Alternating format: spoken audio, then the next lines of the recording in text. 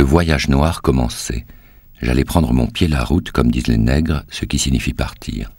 Ce serait le Sénégal, la Guinée, le Soudan, la Haute-Volta, la Côte d'Ivoire, le Togo, le Dahomey, le Gabon, le Congo. Après Dakar, Tombouctou. Je cherche à vous lancer des noms connus. Ouagadougou, la brousse, la forêt, les coupeurs de bois, les chercheurs d'or, les poseurs de rails. La forêt, le terrifiant royaume des coupeurs de bois. J'ai quitté Abidjan à la recherche d'un chantier. Enfin voici un chef noir. Je mime mon discours. Hommes à bois, fait-il. Hommes à mourir? Il m'indique que c'est plus haut. En effet, les cris me dirigent. Je tombe sur la chose. 100 nègres nus, attelés à une bille, essaient de la tirer. Ya, ya. Le capita bat la mesure avec sa chicotte. Il semble être en état de convulsion. Il hurle. Yao, Yao Coco, et même Yao Rococo. Dans les forts, les hommes chevaux sont tout en muscles. Ils tirent tête baissée. Une dégelée de coups de manigolo tombe sur leur dos tendu. Les lianes cinglent leur visage. Le sang de leurs pieds marque le passage. Un homme blanc, il reste béat de ma présence. Je vais à lui. La forêt m'intéresse, dis-je. J'ai voulu voir le travail du bois. Il me montrait son bâton. J'ai toujours la trique à la main. On ne connaît pas deux façons de travailler ici. C'est dommage. Je suis celui qui fait le moins de morts dans la région. Que voulez-vous? Pénible à dire. Mais la machine ne peut remplacer le nègre. Il faudrait être millionnaire. Le moteur à banane, il n'y a rien de mieux. Après le Royaume-Uni, la France détient le deuxième empire colonial. Comptant 100 millions d'habitants et 12 millions de kilomètres carrés, les colonies s'étendent sur 4 continents.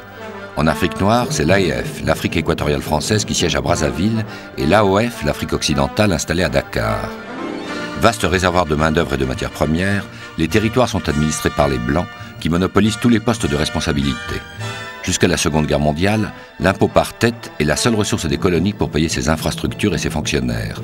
Résultat, un développement au rabais lié au seul intérêt économique de la métropole qui construit routes et chemins de fer pour l'acheminement des produits exportables tels que minerais ou grumes. Jetées en première ligne des deux guerres mondiales, les troupes coloniales paieront lourdement leur attachement à l'Empire, une expérience que les peuples n'oublieront pas de sitôt. Professeur à Casablanca, Didier Folléas découvre chez un bouquiniste une enveloppe avec une centaine de photos. Albert Londres, dit l'inscription manuscrite. Albert Londres, avant tout, c'est un journaliste de la presse écrite. Mais c'est quelqu'un qui a tout à fait conscience de l'importance de l'image en 1928. Albert Londres a une écriture cinématographique. Il écrit très vite, d'une façon extrêmement concise, et son principe de base, c'est l'ellipse, comme au cinéma. Il procède par petits portraits, par scénettes très brèves et très percutantes. Et l'ensemble est un film avec une progression dramatique. De même, il conçoit ses photos comme l'illustration des scénettes qu'il a écrites. Ce qui est intéressant dans les photos d'Albert Londres, c'est qu'elles sont ni ethnographiques la plupart du temps, ni des photographies de propagande. Dans sa façon de photographier, il essaye avant tout de restituer l'humanité de chacun. Ici, nous sommes dans un milieu particulièrement dur, particulièrement terrible, c'est celui des coupeurs de bois de Côte d'Ivoire. Voilà l'Afrique qu'Albert Londres veut montrer, c'est-à-dire l'Afrique de l'envers, celle dont on ne parle jamais d'habitude.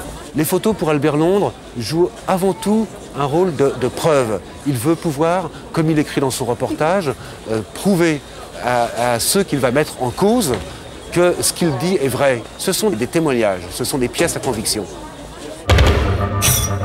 Albert Londres fut le premier grand reporter du siècle. Considéré comme le père du journalisme d'investigation, il utilise ses reportages pour défendre des causes. Son enquête sur l'Afrique fait l'effet d'une bombe et provoque la colère du lobby colonial et militaire. Albert Londres était parti avec l'idée que la colonisation était l'émancipation de populations sous-développées. Il a découvert que c'était l'exploitation de ces populations. Il a découvert tous les abus négatifs de la colonisation, l'esclavagisme sous notre forme. Notamment, il a dénoncé la construction d'une voie de chemin de fer Congo-Océan et les coupeurs de bois. Le travail, c'était le travail forcé. Ça a été une hécatombe. Londres dénonce 17 000 morts, je crois. On voit les notes, comme il raconte la mort, le sacrifice humain. C'est un missionnaire de l'information et de l'homme. Quand Londres revenait ici, il estimait que son son travail n'était pas terminé. Après la publication de ce reportage Terre d'ébène, qui effectivement a bousculé l'opinion, et est rentré faire la campagne dans les ministères ici en disant « nous sommes des salauds », tout simplement. Il disait « mon travail n'est pas de faire plaisir, ni de faire du tort. Mon travail est de porter la plume dans la plaie.